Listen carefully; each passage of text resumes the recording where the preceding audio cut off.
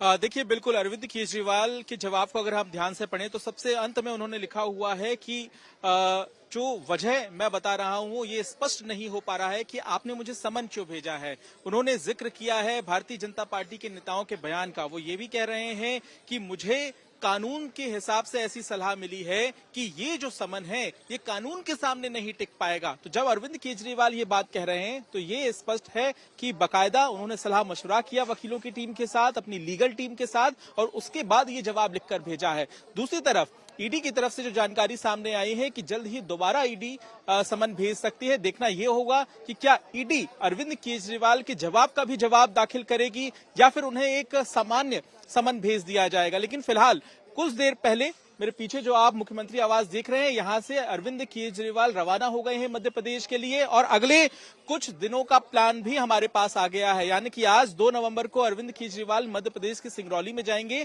तो उसके बाद 3 और 4 नवंबर को मध्य प्रदेश के अलावा छत्तीसगढ़ में भी अरविंद केजरीवाल रैली करने वाले हैं, और उसके बाद रविवार तक वो हरियाणा में जाएंगे और अपने कार्यकर्ताओं के साथ एक बड़ी बैठक भी करेंगे। तो यानी कि अगले कुछ दिनों की भूमिका आम आदमी पार्टी की तरफ से स्पष्ट कर दी गई है। और अभी जो जानकारी आ रही है हमें कि 12 बजे के बाद आम आदमी पार्टी दफ्तर में जो मंत्री हैं सौरभ भारद्वाज, वो प्रेस कॉन्फ्रेंस करके तमाम सवालों के जवाब भी देंगे। क्योंकि अब सवाल ये है कि जवाब में आपने ये तो कह दिया कि राजनीति से प्रेरित है, गैर कानूनी है, लेकिन क्यों नहीं गए?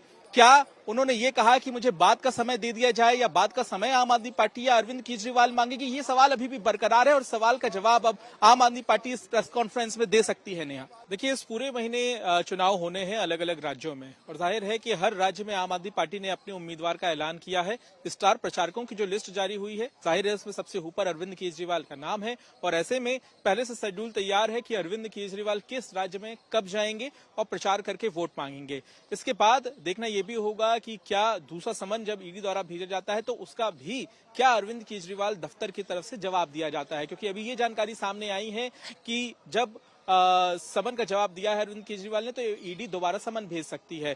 उनके पास हालांकि अधिकार है 3 बार तक इस पूरी प्रक्रिया को आगे बढ़ाने का, लेकिन वो दिल्ली के मुख्यमंत्री होने के साथ साथ संवैधानिक पद की जिम्मेदारी संभाल रहे हैं, और ऐसे में उनकी गिरफ्तारी इतनी आसान भी नहीं होगी। क्योंकि ये संवैधानिक प्रक्रिया है, बकायदा कोर्ट जाकर संविधान को फॉलो करते हुए ही उनकी गिरफ्तारी के लिए ईडी को आगे बढ़ना होगा। हालांकि ये बात बहुत आगे की है, लेकिन फिलहाल ईडी और आम आदमी पार्टी दफ्तर और मुख्यमंत्री दफ्तर की तरफ से अब ये स्पष्ट करना होगा कि आगे कब पूछताछ के लिए बुलाया जाएगा और कब की तारीख यहां पर मांगी जाएगी। क्योंकि अब इस बात को लेकर असमंजस है कि किस तारीख को अरविंद केजरीवाल को बुलाया जाएगा, और वो उस तारीख को भी आना चाहते हैं या नहीं आना चाहते हैं। लेकिन फिलहाल इस पूरे महीने जिस तरह की व्यस्तता का जिक्र अरविंद केजरीवाल ने अपने जवाब में किया है, ये जरूर साफ हो गया है कि वो इस महीने ईडी की पूछताछ में नहीं जाने वाले हैं। क्योंकि दिवाली में जो कार्यक्रम होने हैं वो दिल्ली में होंगे, दिल्ली सरकार द्वारा आयोजित कार्यक्रम होने हैं, और उसके ठीक बाद जब चुनाव होंगे छत्तीसगढ़, राजस्थान और मध्य प्रदेश में, तो